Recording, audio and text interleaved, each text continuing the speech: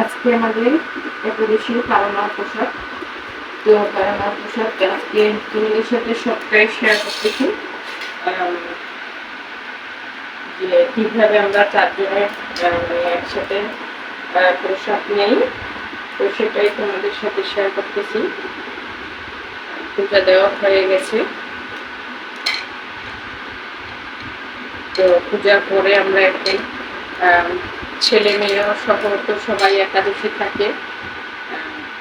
তো আমাদের সেজন্য অনেকের ঘরে তো একাদশীর দিন রান্না করতে হয়। ভগবানের গীতায় সেটা আমাদের করতে হয় না। এখন ছেলে মেয়েও থেকে যায় অনেক আগ থেকেই। তো তোমাদের সাথে আজকে সেই একাদশীর প্রসাদ আমরা সবাই একসাথে কিভাবে পাই সেটাই করতেছি, শেয়ার করতেছি। এখানে আছে পটল ভাজা, তারপরে কাঁকড় ভাজা, তারপরে আছে কুমড়ো ভাজা, কচু শাক, এটা কচু শাক সবার তাহলে একটু করে দিচ্ছি। কচু শাক, ঢেঁড়স ভাজা,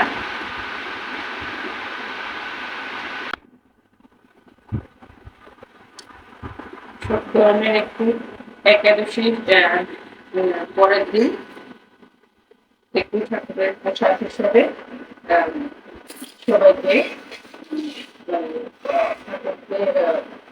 দিতে ভালো লাগে। এটা আছে চিড়া কলা মিশ্রি ঠাকুরের প্রসাদ। চিড়া কলা মিশ্রিও সবাই থালে থালে একটু করে দিব।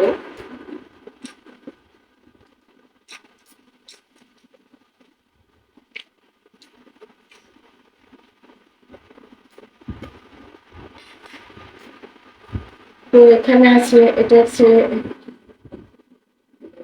আমের আমের টক, টক বলতে মিষ্টি টক, আমের যেটা চাটনি বলে, এটা আলু ফুলকপির তরকারি আর একটা ডাল। তো আজকে পায়েস রান্না করা হয়নি, এগুলি রান্না করা হয়েছে। তারপরে অনেক অনেক হয়েছে, যেমন এখানে টমেটো, তারপরে ভাজা আছে। আর এটা একটু ঘি দিয়ে পোলাওয়ের মতো, মানে অন্যটা পোলাওয়ের মতো একটু রান্না করছে, আতপ চালের পোলাওয়ের মতো। এটা কিন্তু পোলাওয়ের চাল না, আতপ চাল। আতপ চাল দিয়েই পোলাওয়ের মতো রান্না করা। এই তো সবাই চলে আসো, বানানোর সময় চলে আসছে তো।